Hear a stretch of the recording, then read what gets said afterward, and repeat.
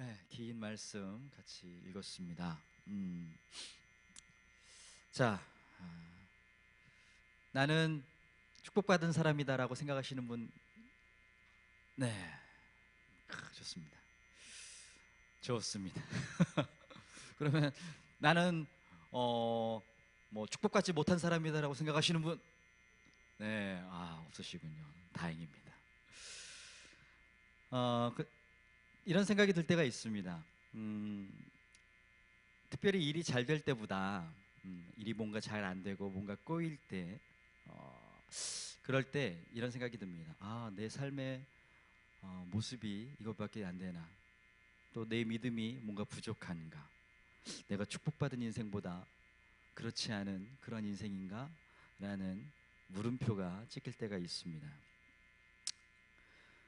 요한복음 9장에 보면 소경이 나옵니다.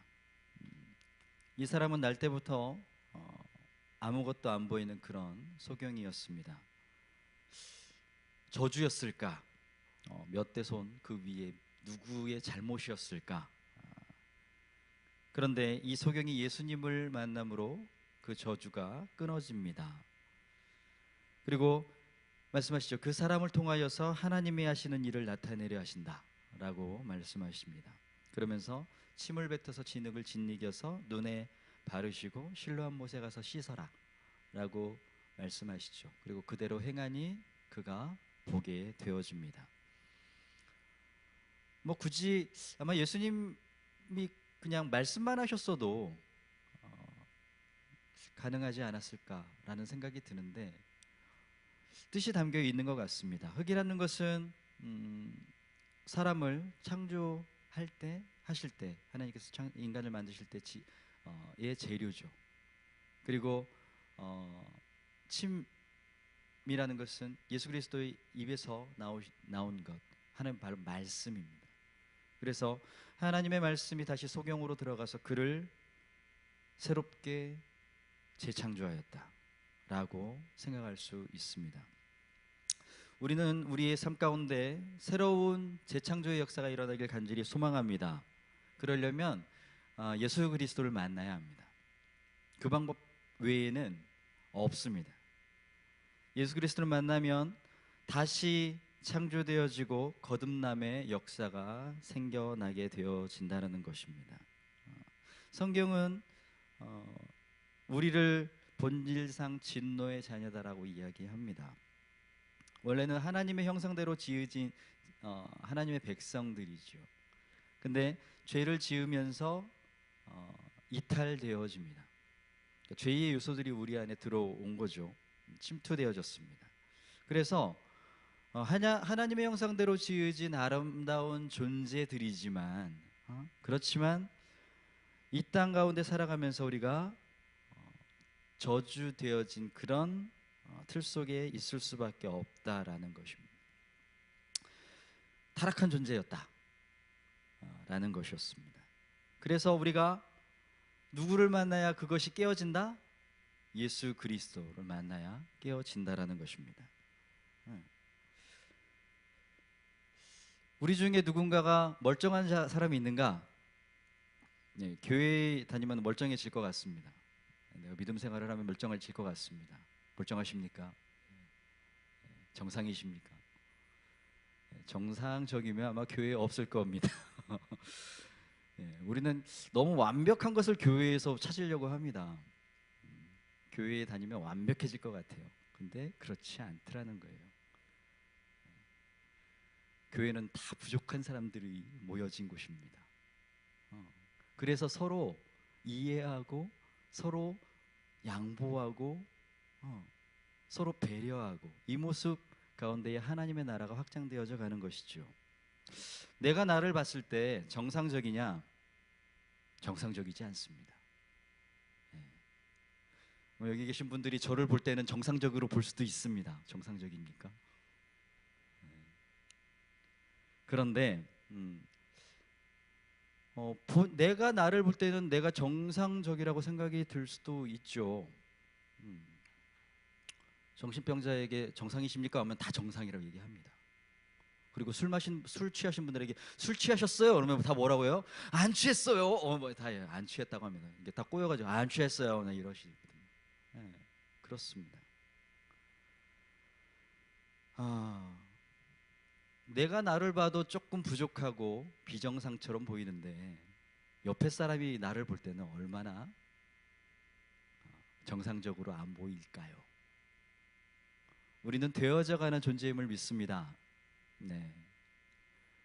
그래서 옆에 계신 분을 이렇게 봤을 때 뭔가 좀 비정상처럼 보이더라도 그냥 이해하는 거예요.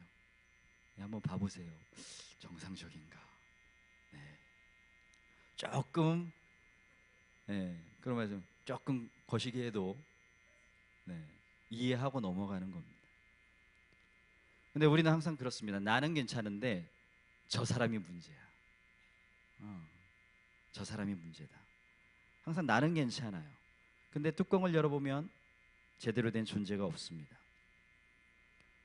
우리는 크면 이제 살아가면서 일그러져 가요. 깨어져 갑니다. 그러면서 정상이 뭔지가 모르는 상태가 되어져 버립니다. 망가진 거죠. 그것이 회복되어져야 합니다. 하나님의 형상, 본래 하나님께서 보시기에 참 좋다, 참 아름답다라고 말씀하신 그 하나님의 형상이 우리 안에 회복되어지길 간절히 소망합니다. 거룩한 것에 대한 동기부여가 되어져야 합니다. 그러니까 바로 잡아야 돼요. 어떻게 바로 잡느냐? 예수 그리스도를 만남으로 인해서. 생각이 틀려진 것은요, 말씀으로 바로 잡아야 하죠.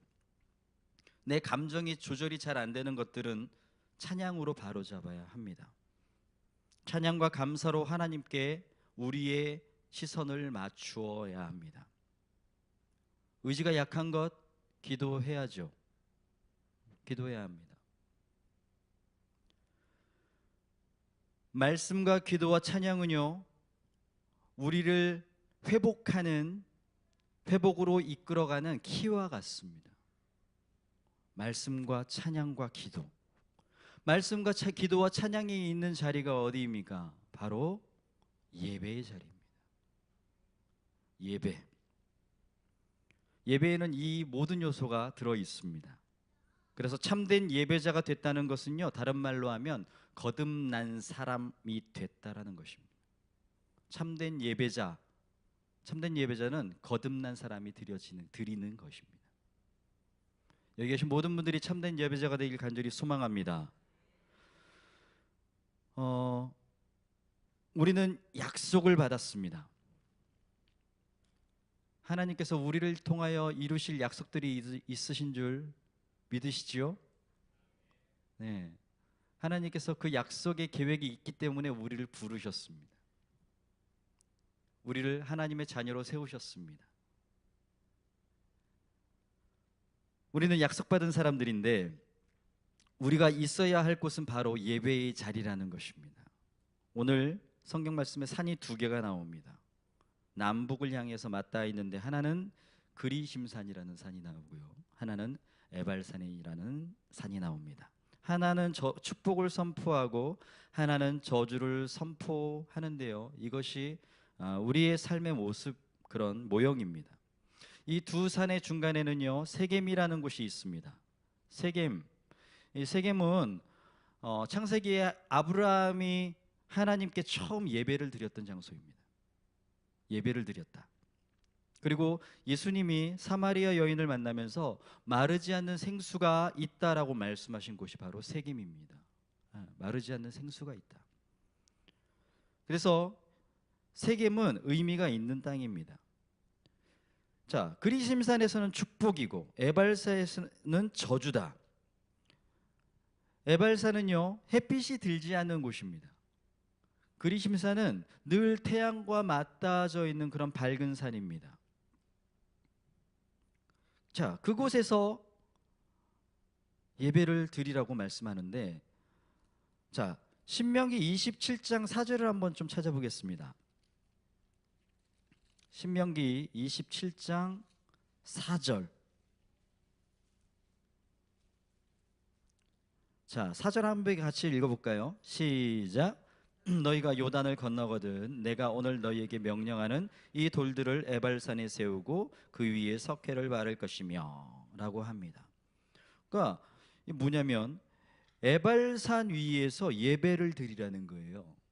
그럼 조금 이게 이상합니다. 왜냐하면 그리심산은 아까 뭐라고 했습니까? 축복이고요. 에발산은 저주다라고 했는데 27장에 보니까 너희가 뭐래요?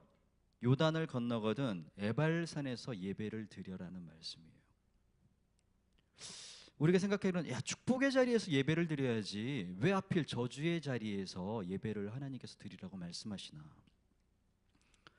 저주의 에발산 위에 예배를 드리는 인생을 살아라 라는 것이죠.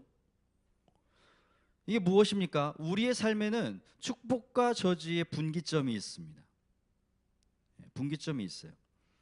우리는 약속받은 백성이고 예수 그리스도를 믿는 사람들이지만 우리의 삶에는 축복의 삶만 놓여져 있지 않는다는 것입니다.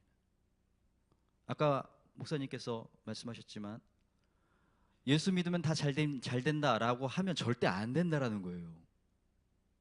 교회 다니면 다 잘 됩니다 이러면 안 된다라는 거예요.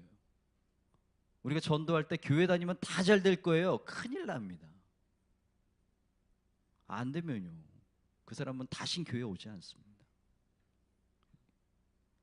예수의 옛죄도 끊을 수 없어요. 약속의 땅으로 가는 그 자리, 그 현장에서도 늘 복과 저주의 선택의 길이 있다라는 것을 우리에게 하나님께서 말씀하고 계십니다.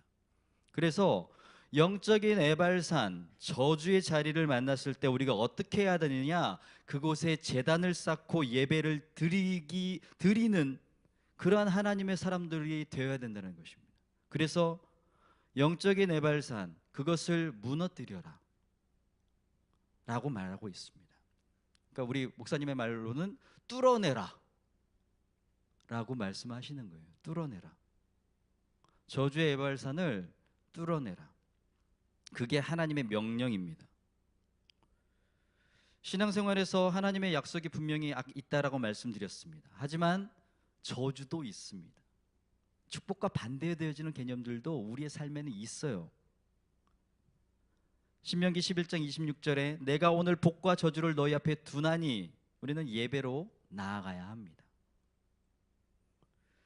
기도와 찬양과 말씀, 이것은 예배의 본질이죠. 예배로 우리가 나아간다, 들어간다. 그래서 하지만 우리가 예배를 드림으로 끝나면 안 되죠. 예배로 끝나면 안 되고 예배가 확장이 되어야 됩니다. 확장되어져서 예배의 내용과 원리가 펼쳐져야 돼요. 이게 약속받은 하나님의 자녀로서의 살아가는 신앙의 삶입니다. 확장되어져 펼쳐지는 자리가 있어야 된다. 예배로 끝나면 안 된다라고 말합니다. 맨날 듣는 얘기죠. 예배로 끝나지 마십시오. 저분을 열고 나가면서 다 까먹지 말라고 맨날 말씀하시죠. 확장되어져야 됩니다. 예배가 의미가 있으려면요 나가서의 삶에서 이 교회를 벗어난 세상 가운데의 삶에서 기도와 찬양과 말씀이 삶 속에서 확장되어져야 합니다. 그래야만 예배 후의 삶 속에 실천력이 있어야 영향력이 생기는 거예요. 영향력. 옆에 분에게 축복하겠습니다. 영향력 있게 삽시다. 네, 영양가 있게 살아야 됩니다. 그러면 우리는 어떻게 해야 하는가?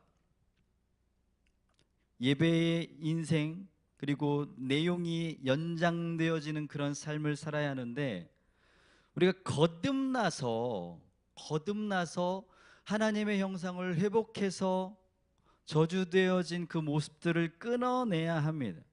끊어내야 한다. 거듭난 사람의 삶의 모습이 바로 예배입니다. 거듭난 사람의 삶의 모습, 그것이 예배입니다. 우리는 교회에서만 주일날 나와서 1시간, 2시간 드려지는 그 예배만 예배라고 생각을 하는 착각 속에 살아갑니다. 하지만 거듭난 하나님의 자녀들이 살아가는 그 삶의 모습, 그것이 예배입니다. 그래서 잘 살아야 되는 겁니다. 멋있게 살아야 합니다. 영양가 있게 살아야 합니다. 왜? 예배이기 때문에 그렇습니다. 예배의 내용을 가지고 살아가는 사람들, 그 사람들이 되어지길 간절히 소망합니다. 그러기 위해서는요, 말씀에 대한 계획이 있어야 합니다. 말씀을 끼고 사는 것, 거듭난 사람의 인생이죠. 생각이 틀리면요, 말씀으로 바로 잡아야 합니다. 말씀을 접하면 방향 설정이 다시 되어지게 되어 있어요. 방향 설정을 잘해야죠. 처음에 북쪽, 여기서 자, 북쪽을 가르쳐 주세요. 그러면은 제가 북쪽이 어느 쪽일까요? 이쪽일까요? 예, 그냥 이쪽이다. 이쪽이 아닐 수도 있습니다. 예, 북쪽이 이쪽이다라고 이제 생각을 하고, 자, 여러분 북쪽을 가르쳐 주세요 하면은, 자, 한번 가르쳐 볼게요. 자, 북쪽을 가르쳐 주세요. 예, 다 이쪽을 가르치지만 정확한 북쪽을 가르치시는 분은 아마 한 명도 없을 겁니다. 예. 그리고서 그쪽 방향으로 가세요. 그러면 가세요. 가십시오. 그러면 처음엔 다 비슷하게 갈 거예요. 근데 그 방향이 100m가 되고 1km가 되고 2km가 되고 10km가 되고 100km가 되면 나중에 보이지도 않을 겁니다. 조금씩 벌어진, 처음에는 잘 보이지도 않는 그 차이가 나중에는 보이지 않는 차이가 되어집니다. 너무나 큰 차이가 되어집니다. 우리는 말씀의 방향을 설정을 잘해야 합니다. 어떻게 잘해야 되느냐? 16절 오늘 말씀 이하에 나옵니다.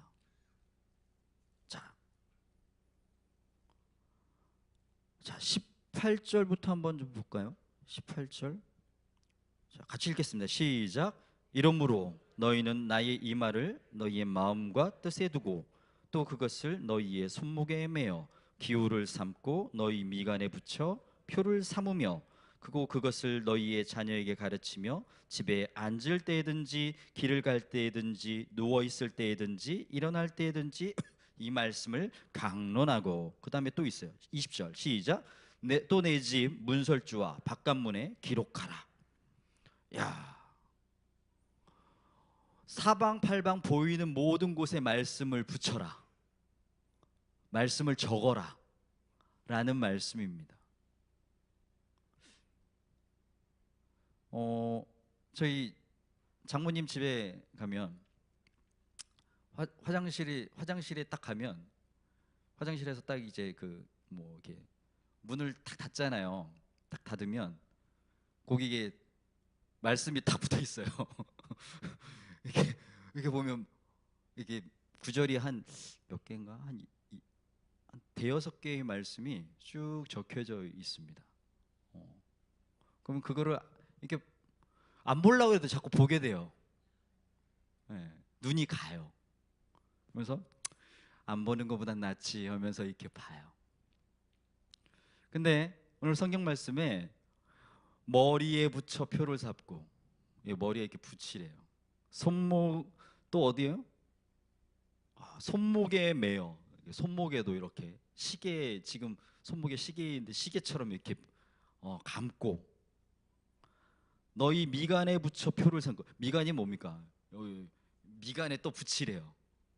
붙이고, 또 애들한테 가르치고, 그 말씀을 통하여서 강론하고 가르치고 토론하고, 그 다음에 집에 문설주와 바깥 문에 또 붙이라고도 아니야, 또 기록하고.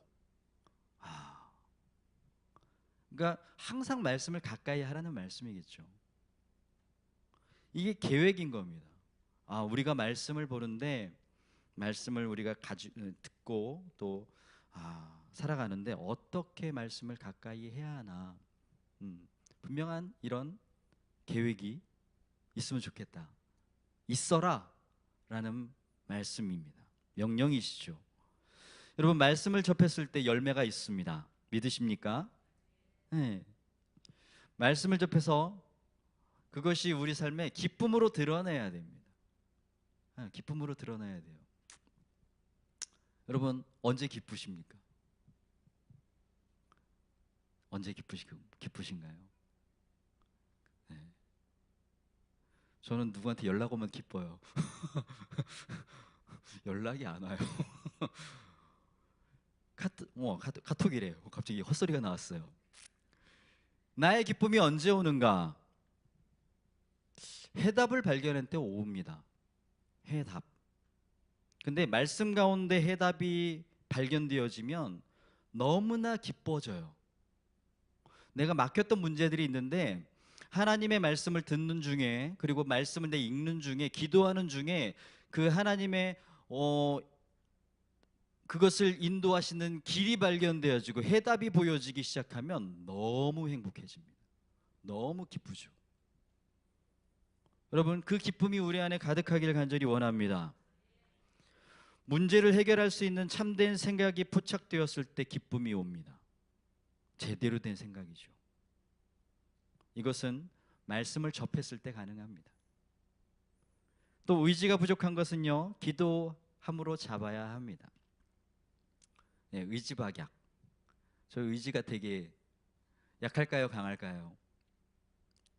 찍어보세요. 네. 일단 하면 끝까지는 합니다.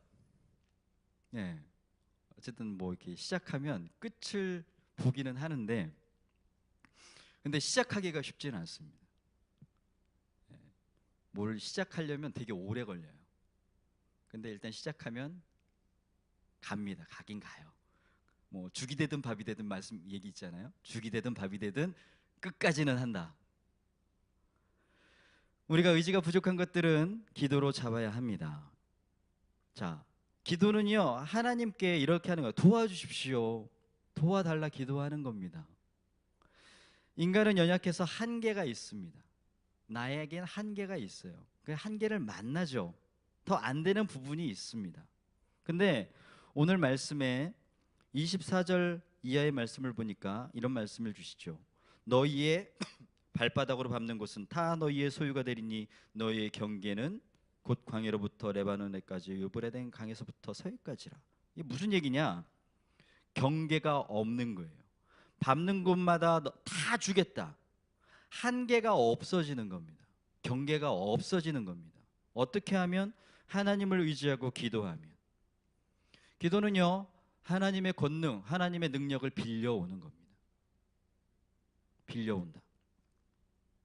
끊임없이 기도를 통하여서 하나님의 능력이 공급되어지는 겁니다. 공급되어져요. 사람이 기도를 안 하면 그런 증세가 온다고 합니다. 일단 시험에 들어요.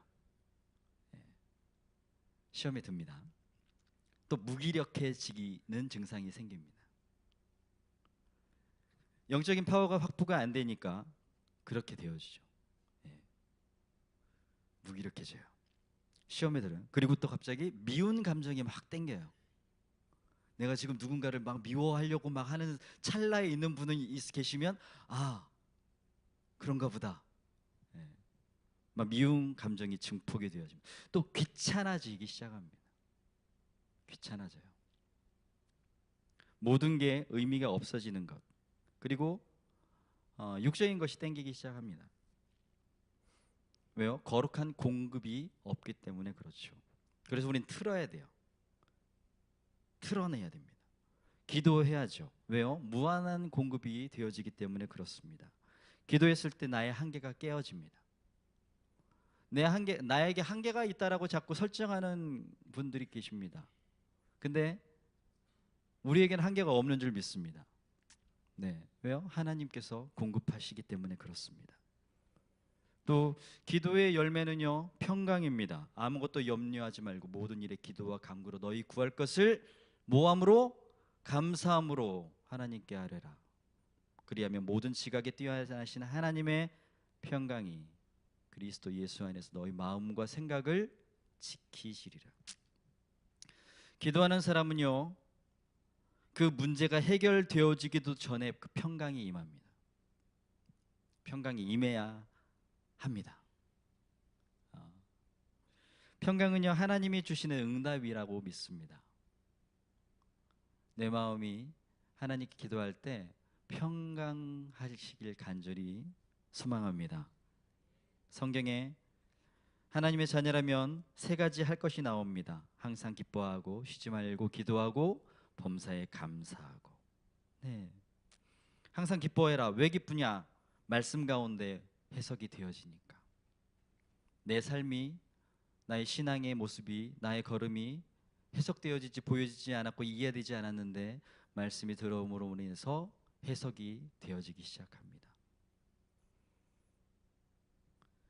쉬지 말고 기도해라. 기도의 원칙을 세운 사람이 자신의 한계를 깨어드릴 수 있습니다. 내가 뭔가 막혀 있다, 내 한계가 설정되어진 것 같다라고 생각하시는 분은 기도하십시오. 평강이 임합니다. 그리고 범사에 감사해라. 감사는 찬양입니다. 제가 이번에 중간고사 처음 그 대학교 학생들에게 수업하면서, 신학생들한테 수업하면서 처음 중간고사를 봤습니다. 지금까지 한 번도 본 적이 없거든요. 가르치면서 한 번도 본 적 없는 그 시험을 처음 냈습니다. 애들이, 학생들이 시험 보겠습니다 하니까 반응이 어땠을까요? 죽으려고 하더라고요.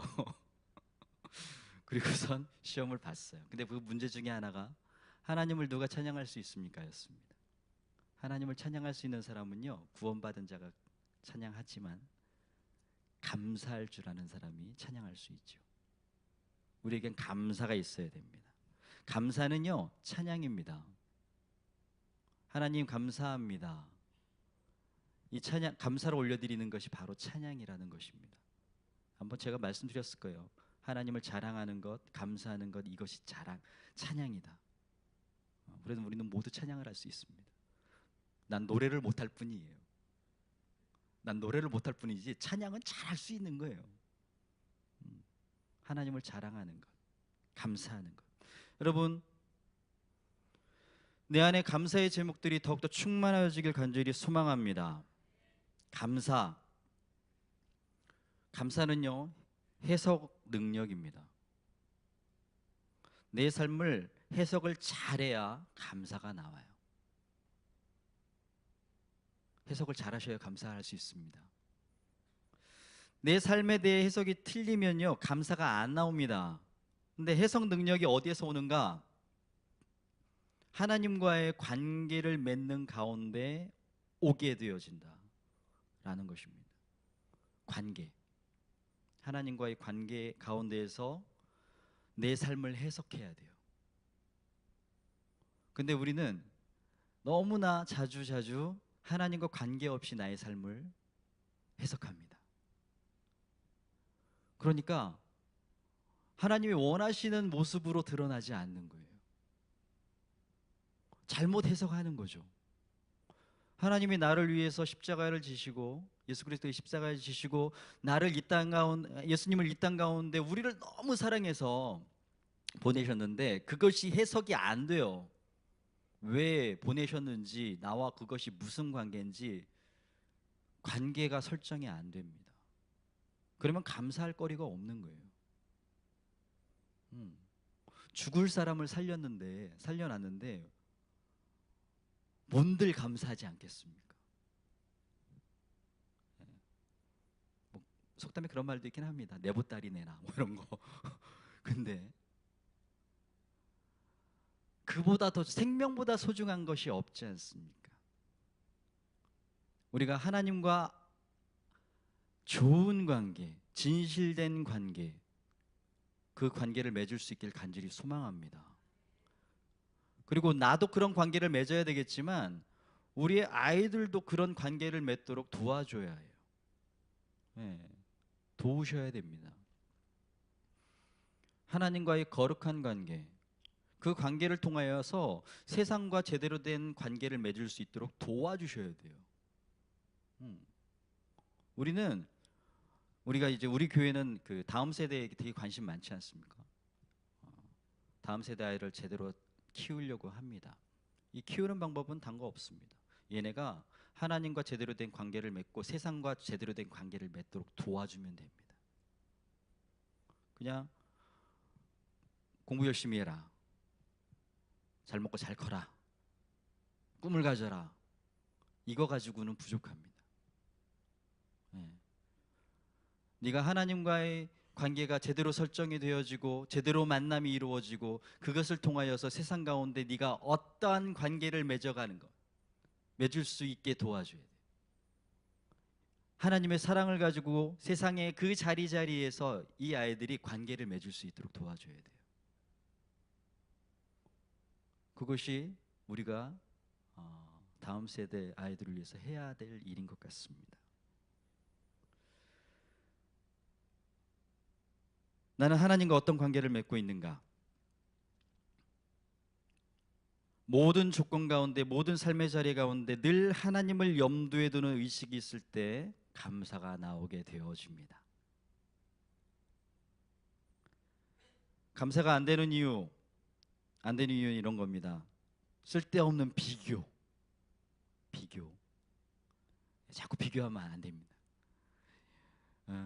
옆집에 그는 그렇다는데 이러면 안 됩니다. 비교하지 마십시오. 네. 또 상대의식.